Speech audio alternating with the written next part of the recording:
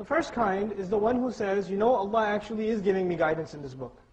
And if I come across some knowledge of this book that is guiding my life in a different direction, I'm going to change myself. I'm going to try to change my life according to the dictates of this guidance. Because you start reciting this Qur'an and learning it and memorizing it and studying it, and you start realizing that this Qur'an is offering a lifestyle that's going this way, and your lifestyle is going that way, so you got to start changing some stuff. So the way you speak starts changing. The way you dress starts changing. The way you eat starts changing. The kinds of friends you have starts changing.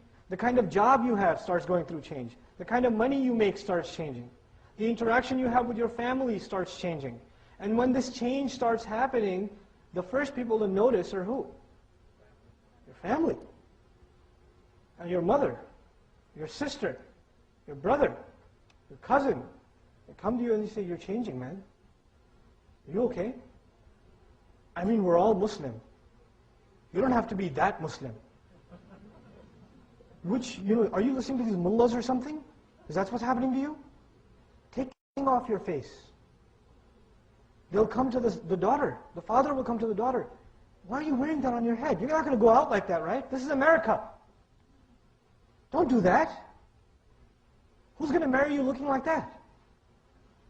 They're going to take you away, looking at your beard. They will say things like that. Your family. They're not going to say these things to you because they hate you, by the way. You know why they're saying those things? Because they love you. And they're scared for you. They think you're becoming crazy. And that's nothing new. Whenever people started turning to their faith, what did their families consider? Insanity as the only possibility. And so what happens, especially the young people here, listen up. When you start turning a little bit religious, a little too religious than the rest of your family, or the parents start turning more religious than their kids, when that happens, then those that are not moving at your pace are waiting, patiently waiting, until you get a C on your test. Until one time you snap at your father. And then they'll turn around and say, is this what your Islam teaches you? It is that all this masjid stuff, that's why you got a C. That's why you failed. So they're waiting for your mistake. To blame what? The religion. And when this is going on, this psychological war that's going on in your home, you walk into your home and it's a war zone. It's a war zone. Your mother, your wife, your husband, your brother, your sister, your cousin, your uncle, whoever they are saying the most hurtful, sarcastic, poisonous things that if anybody else said, you would run them over with your car, but then you have to take it from them because they're your family, and eventually, young man, 18, 19, 20, you're known to be hot-blooded anyway, so what do? You snap. You people are trying to make me follow the forefathers and the culture, and I'm trying to follow the sunnah, and you don't even have the right aqidah. Slammed the door and walked out. It happens. Certainly does. No, it didn't. But I've seen it happen.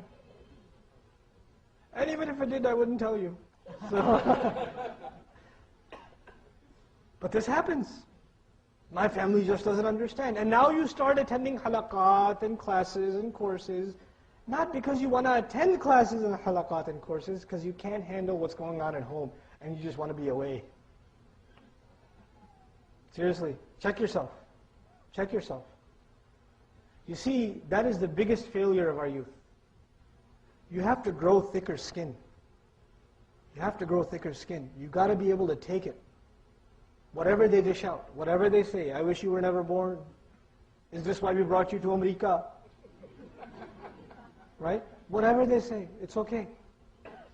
Be the best to your parents. Be the best to your parents. Whatever they're doing, they can't be worse off than the father of Ibrahim alayhi salam, who's manufacturing shirk products for mass distribution. And he's kicking his son, who's right, out of the house. A lot of times youth tell me, oh man, my parents just don't get it, man. They don't understand. So what if they don't get it? That's not the point. The point is, if you're holding on to this guidance, then you got to have thick skin. There are people that came before us that were buried alive because they believed. You can't take some yelling from your parents. You can't take some sarcastic comments from your uncles every Eid. Oh, we know what you were like last year. What happened this year, Maulvi Sahib? Right? They'll say that. Take it. People before us took a lot worse. Thank Allah we got it easy. Thank Allah these are not the times where believing is like holding coal. The Messenger warned us about that, right? Sallallahu Alaihi Wasallam? Thank Allah that it's not like that. People are always ungrateful. And we are ungrateful because we don't have sabr. Sabr and shukr go together. When you're not patient, you start complaining. And if the fact that you're complaining is a sign that you're not grateful. Allah is giving you these opportunities to grow your personality, to become forbearing. And you know, I give you advice, when you take guidance seriously, especially young man and young woman, and you're having trouble at home, do more at home. Skip the class. Vacuum the house. Get your mom some flowers. Massage her feet. You know, prepare the taxes for your father. Do something. So instead of associating rebellion with Islam, what do your parents associate with Islam? Service. Better character, better behavior. Don't do it the other way around. So anyway, the first people that turn on you are the people who love you the most. And that's the hardest thing to deal with. It could be from your spouse, it could be from your children, it could be from your parents, it could be from anywhere. But it's a hard thing to deal with, because they're always there. You always have to deal with them, and you have to keep your best relations with them, right? Then the next step, after that, you start losing your friends. It gets even worse. What happens is, you know, before you turn to the religion, you go out with your friends, watch a movie, you know, go do some hookah or something. A lot of guys do that in New York, right?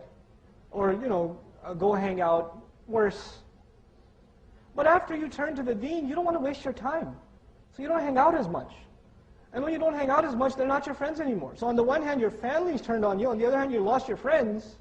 And on the third side, you realize your income is haram, so now you lost your money too. So it seems like when you turn towards this guidance, everything that was a source of joy in your life has now turned into a source of pain from every direction. And this is the ultimate psychological test from Allah subhanahu wa ta'ala. When you can hold out this test and ride this difficulty, then Allah gifts you with the ultimate gift. You know what that is? That is real iman. That is an appreciation for guidance, because you paid something for it with your pain. And it is after you pass through this test that something changes inside your personality. Now, after this change, after this test, you find calmness in your prayer. You don't say, oh man, I just prayed, I got to do it again. You don't think like that anymore. Now you seek the prayer. Instead of the prayer having to come knock on your door, you're knocking doors on the prayer. It's the other way around, because there's something changed in your personality. You are inclined towards obedience to Allah. You don't find it a burden anymore. And then Allah starts opening these doors that you couldn't even imagine. He starts opening these doors. He starts introducing you to people. You start replacing old friends with much, much, much, much better friends. And He does this all because you decided that you want to take the guidance seriously. Taking the guidance seriously is not a joke. You'll go through a lot of hard times. Be mentally prepared for it. أَحَسِبَ النَّاسِ أَنْ يُتْرَكُوا أَمْ حَسِبَ النَّاسِ أَنْ يُتْرَكُوا أَنْ يَقُولُوا آمَنَّا وَهُمْ لَا يُفْتَنُونَ. People think that they're going to just say that they believe and they're not going to be put to test. No. وَلَقَدْ فَتَنَّ الَّذِينَ مِنْ قَبْلِهِمْ. We thoroughly tested the people before them. We did. None of us is going to be free from this test. This is the first kind of people who go through these tests and pass. And this is the minority of people. We ask Allah to make us from them. The second kind of people who say, yes, Qur'an is guidance. Yes, it's a miracle. Yes, it's saying the right thing. I just can't do it, man. I don't know how you do it. You get people that come to you and say, hey, you pray 5 times? Yeah? That's awesome, man. Every day? On time? I could never do that. That's so awesome that you do that. I wish I could do that. Make dua for me. That Allah gives me tawfiq. Right? So now, have you ever heard this, by the way? I can't do it?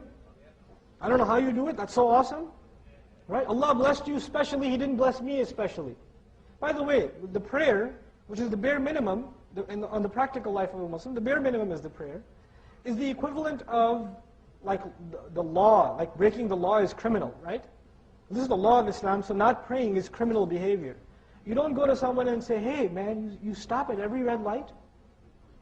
Every one of them? Every day? Oh man, I could never do it. You don't think like that because you acknowledge that that's the law. And you just don't break the law. And if you do, you're criminal.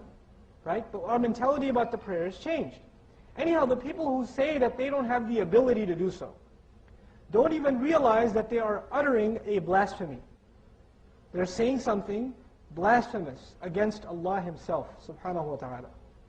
Allah says multiple times in His book, لَا يُكَلِّفُ اللَّهُ نَفْسًا.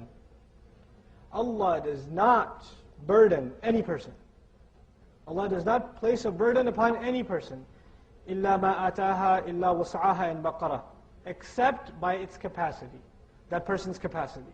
Meaning, in other words, practically, if Allah put a burden on me, the only possibility is Allah knew already that I am capable of carrying that burden. Otherwise, Allah says He would never put a burden on someone who's not able to carry it. So if Allah put the burden of the prayer, put the burden of avoiding the haram, put the burden of fulfilling the fara'id, put the burden of these things on me, that by definition means that I am capable. There is no extra capability that I don't have that somebody else has, which is keeping me. Allah made me inherently capable. It is only my excuses. So either you're telling the truth when you say I can't, or Allah is telling the truth when He says you can. You're accusing Allah Azza wa Jalla of something you shouldn't. You understand?